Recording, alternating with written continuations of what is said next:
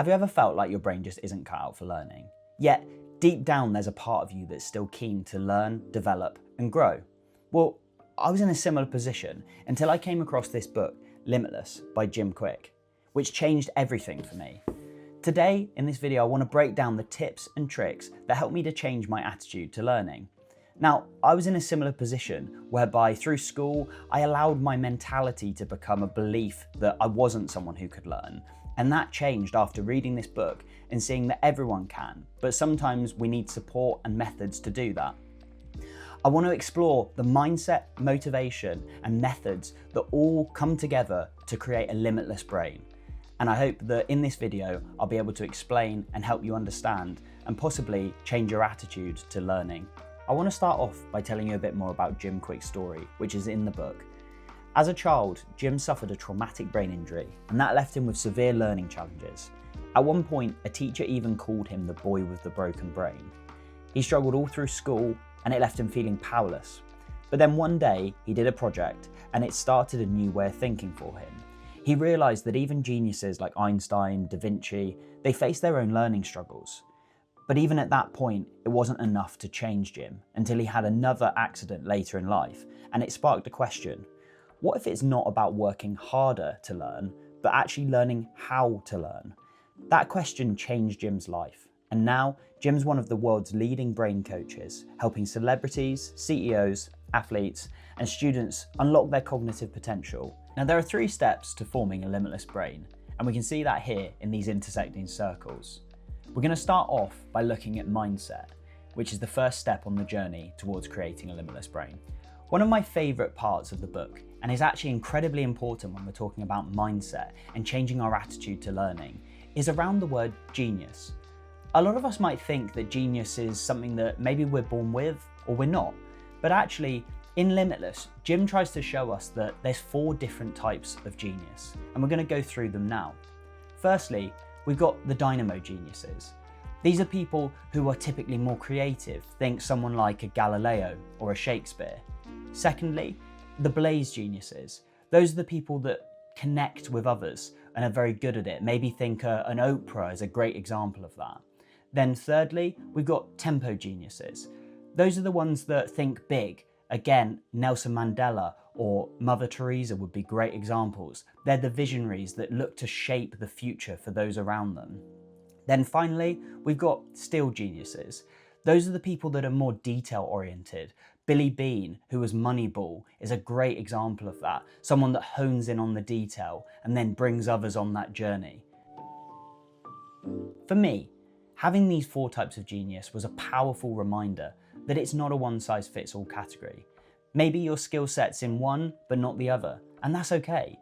It's about understanding yourself, knowing where our skills are, and then trying to hone them so that we can become the right type of genius for us. Next up in mentality, we're going to take a look at reframing our limiting beliefs.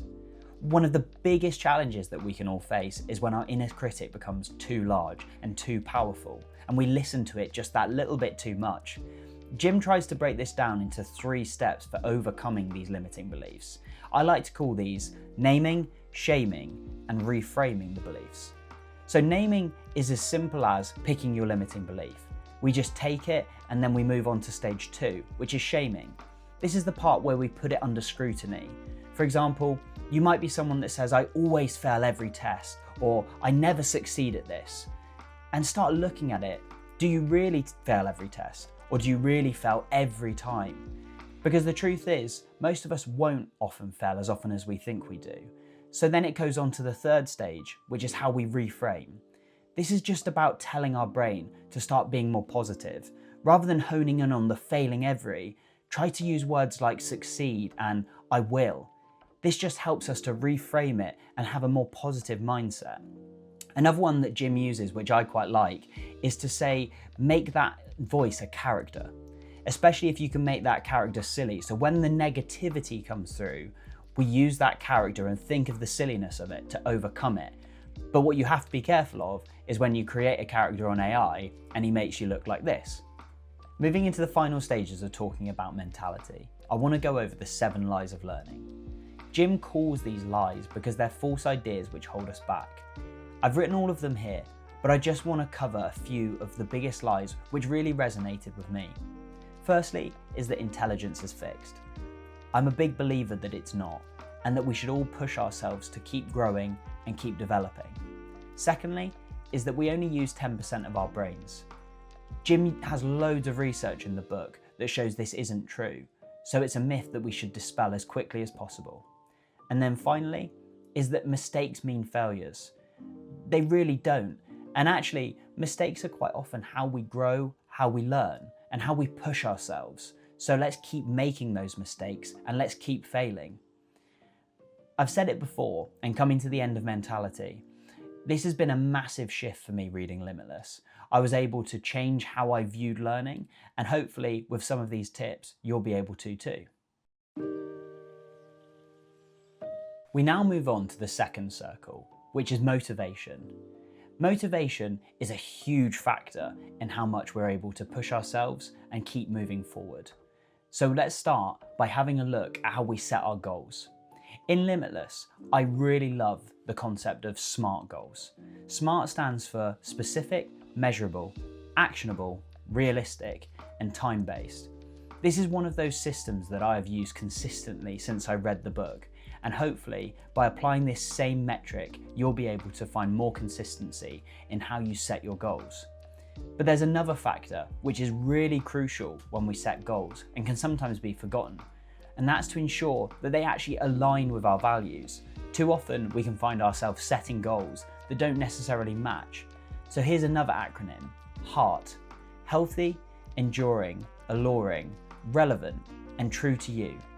If we can combine SMART and HEART in our goals, it sets us on the right path and makes sure that our motivation is aligned with our goals and values. It's then nutrition and energy, which is so crucial in ensuring that we keep motivation. Without getting this bit right, we could easily burn out. So here are some brain foods that Jim recommends for keeping us fueled in the right way.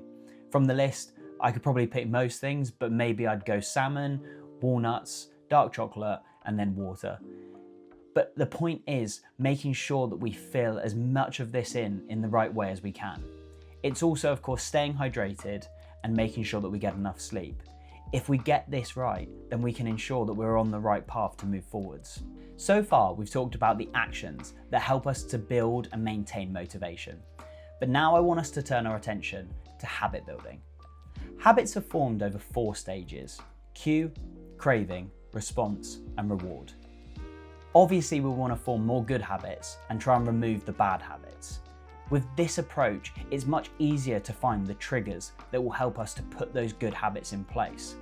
By honing in on each of these sections, it becomes much easier to find what makes us tick and start building those good habits which become part of our daily routine, and then build consistency. This actually leads really nicely into a state which Jim calls flow. Flow is often described as a Superman-like state of work or deep focus, but the key is to ensure that we don't have distraction, we don't try to multitask, and we get down to the task at hand. This is obviously helped by ensuring that we have enough time and we allocate the resources we need to get something done.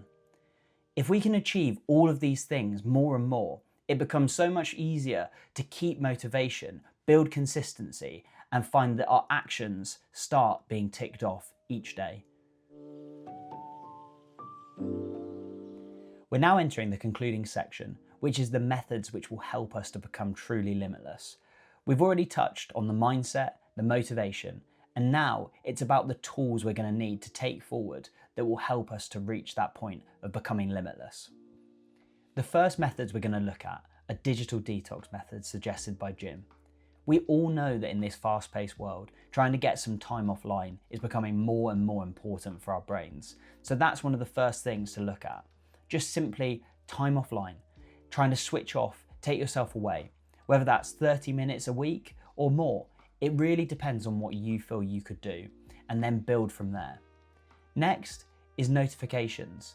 Especially when we're trying to enter a flow state, look at your notifications to ensure that they're switched off or removing as many distractions as possible. This is the best way for us to try and achieve flow. Another one is how much we Google or search things online. Sometimes it's good to let our brains wander and actually consider what could the answer be to a question before we look it up.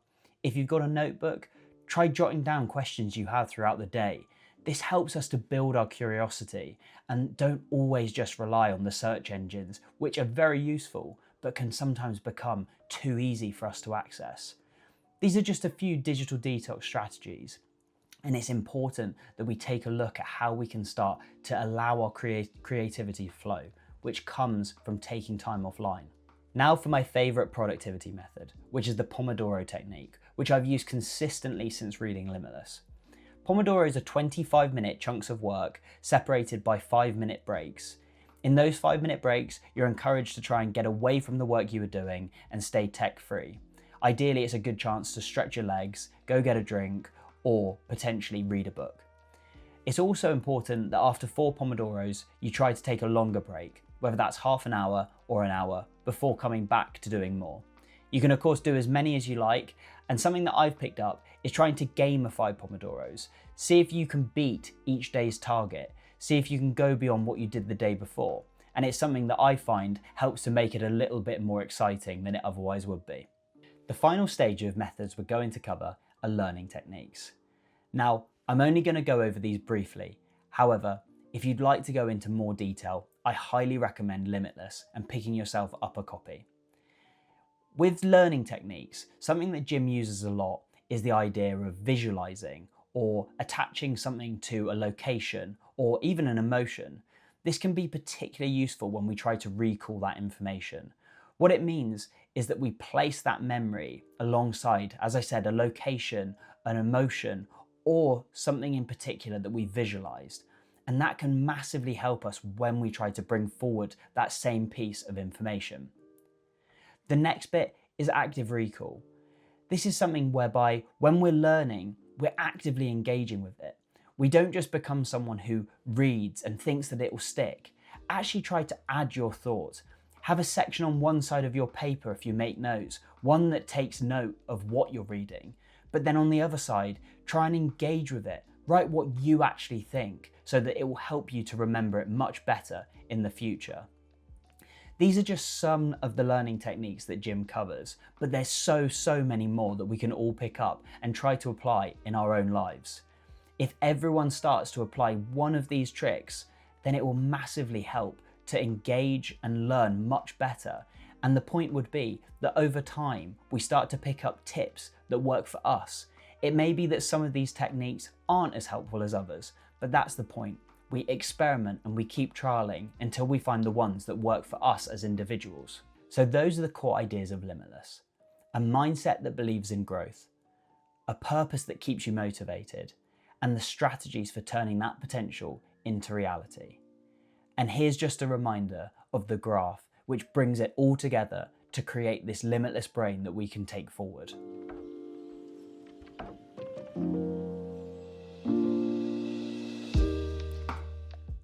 This book helped me massively to rebuild my confidence in learning, and I hope that the ideas in this video will help you on your path to forming a limitless brain. And if you can remember one thing, it would be this.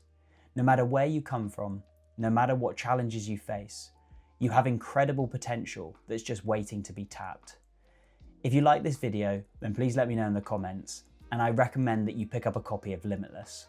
Thanks for watching and keep learning.